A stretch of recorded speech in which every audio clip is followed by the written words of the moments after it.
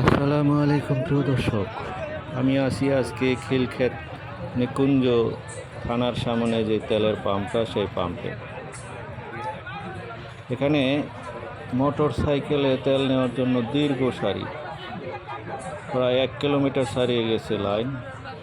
মানুষ এত ধৈর্য নিয়ে কিভাবে তেল নিচ্ছে আল্লাহই জানে। আমার ধৈর্য কুলায় নয়, আমি নিতে পারিনি। এই অবস্থা দেখে আমি চলে আসছি।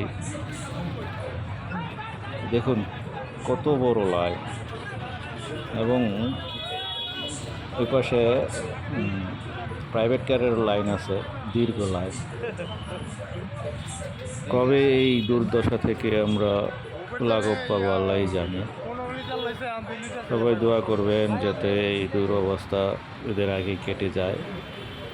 আমার মোটর সাইকেলের তেল নিয়ে নিতে গিয়েছিলাম, কালকে মনে হয় মোটর সাইকেল নিয়ে আর বের হতে পারবো না। আমার মোটর সাইকেলের তেল নেই, কোনো জায়গায় পেলাম না, পাম্পেও গিয়ে লাইন দিয়ে নিতে পারলাম না।